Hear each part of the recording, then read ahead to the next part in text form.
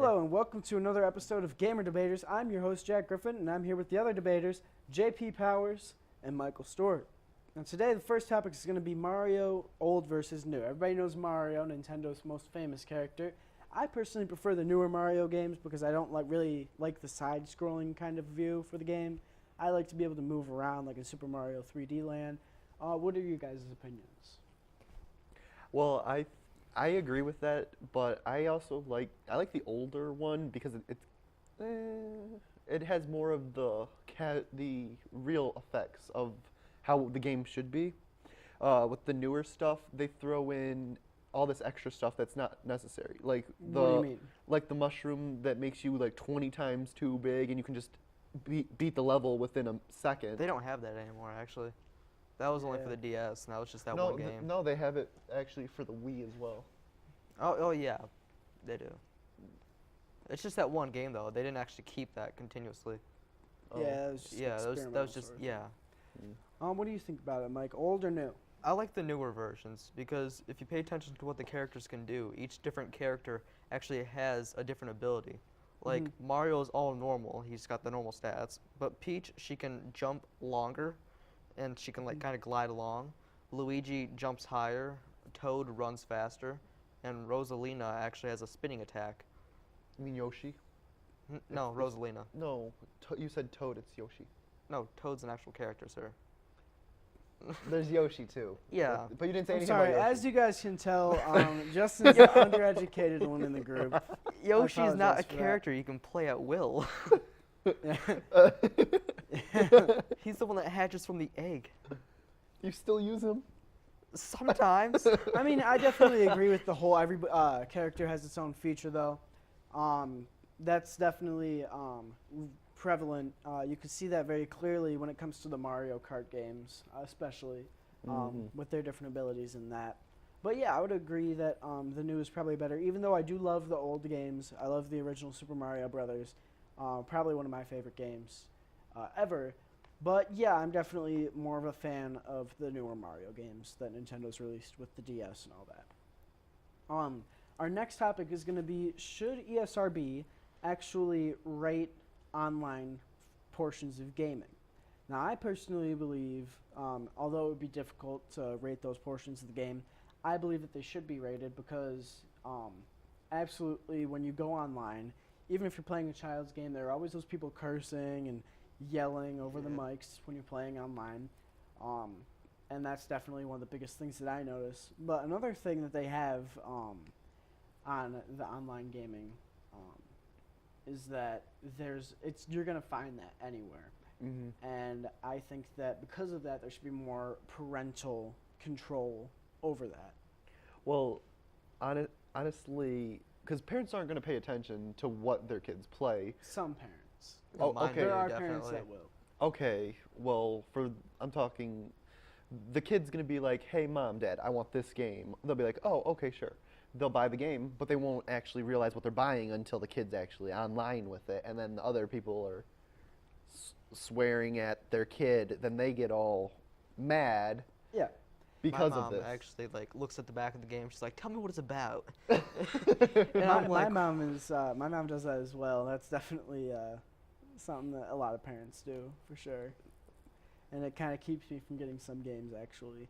yeah, I'm like, "What's it about?" Well, you play as this guy, and he like cuts throats, and she said, "No." Well, Yeah. my parents obviously don't care what I play.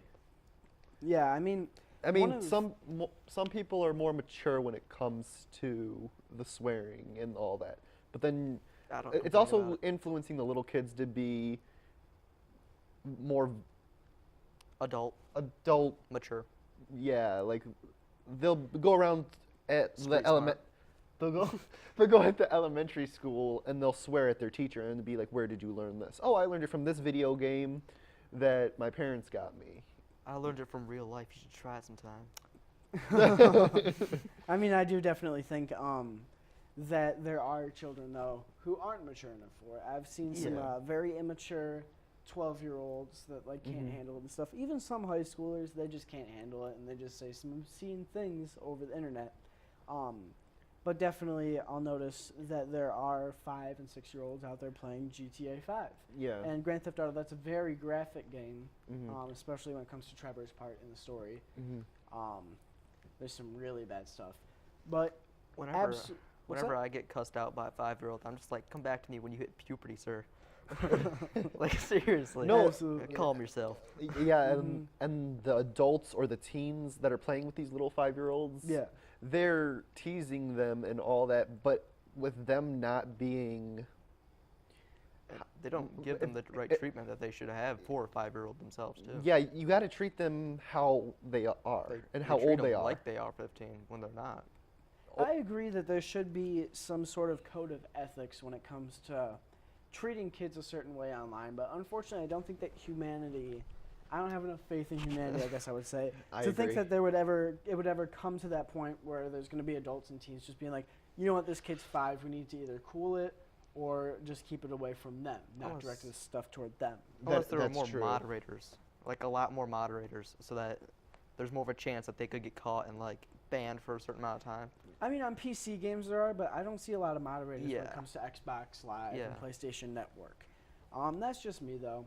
I actually. I'm not on there a whole lot, but I don't see a lot of moderators. Yeah, I agree with you on that, but I mean. Moderators, they're always on, and they can hear everything. They don't have to. Yeah, and they don't do anything about it. Yeah, they do.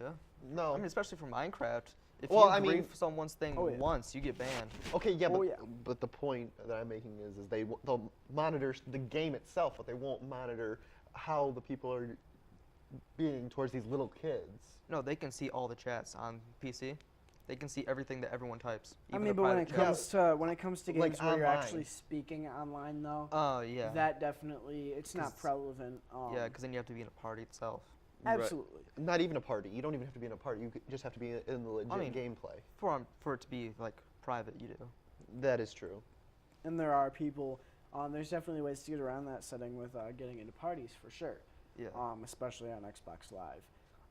I think that the only real way that we could get around the whole children hearing these crude things or saying these crude things, I've heard a lot of young single-digit age children saying some pretty terrifying things, actually, making some obscene threats It with made me some cry. interesting language. Yes, yes, I've been personally hurt by some of these 5-year-olds, but I think the only way that you could ever, yeah, it's true. I mean, I think some people have, but I think the only way that the world could ever get around this when it comes to gaming is just the same way we got around people listening to music with bad words in it and stuff.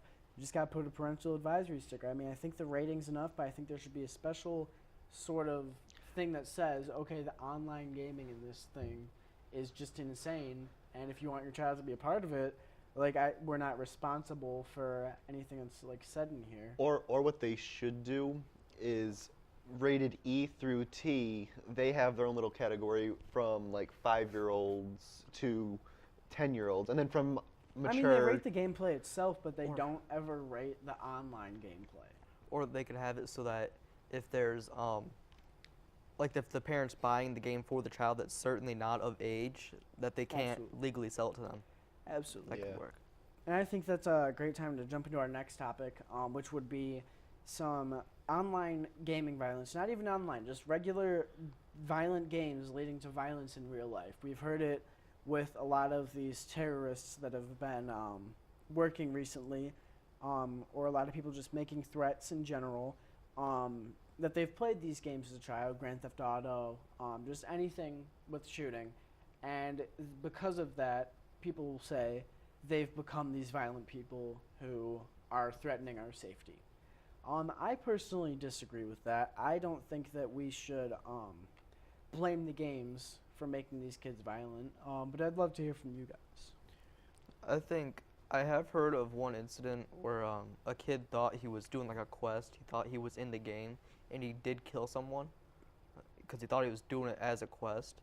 But I mean, I feel like the only way that games would ever influence violence from someone else is if they actually had the mental disability, and they couldn't tell right from wrong or real from digital. But other than that, I Yeah. feel like if they were Yeah, but there's also some people that are like that. Yeah. Not just little kids. Yeah. These adults that are doing these violent things, such as killing people. Like the other, it was a while back. Some guy on I-94 or whatever was being chased by the cops, and he took a car and started driving off down the road, and they chased him down 94. Yeah. I mean, I think that the thing is, though, is that sometimes people are fine. At least people say that sometimes these people are fine, but when they get these games and start to play these games is when the mental, like, stuff starts happening that drives them to this point where they start using violence in real life. Mm-hmm. And that's definitely a big concern. It's a gateway. Exactly. Kind of like a gateway drug. Absolutely. I would agree with that. But I kind of disagree with the fact that the games lead to this. Yeah. And I think that if people think that the games lead to this, then they need to monitor their children more. Or not even that, just monitor themselves more. Or if they're starting to get these urges and they notice that their kids are acting up, then they definitely need to make sure that this doesn't continue. Or at least play the game with a grown-up or guardian that they have. So they'll be like, okay, you realize this is not right. This is something you do not do. This is just a game. You're not on any missions or quests in real life to go around and kill people. For sure. As long as they have something like that, I think that they should be able to play the game. I mean, I think that would definitely help a lot, but I guess I don't see it really as a reality. I think that a lot of people just really aren't at that point where they can monitor their own children and stuff like that. Especially when you've got two parents working and especially kids home alone. I was gonna say, especially since some parents do work multiple hours, and some of the kids have to take care of themselves or younger siblings. Absolutely. So it's like, okay, how else can I waste time than play video games with like a little sibling or something? But if you're gonna be playing a game with a sibling, you shouldn't be playing something that's gonna teach the younger one violence if you know that it's not real. Absolutely, and I think that brings us back to what we were talking about the last segment. I think that there should be more awareness. I think there's not enough, and I think that the gaming industry needs to spread that awareness that these things are not to be done in real life, or they shouldn't be done anyway. They should have caution sticker on each. Absolutely, and just each like the game whole that's like online game. You know, it's not us. There are people on there. We don't know who's going to be on there. So you need to be cautious when your child's playing this. That's crazy true. people don't know they're crazy. I know I'm crazy, so therefore I'm not crazy.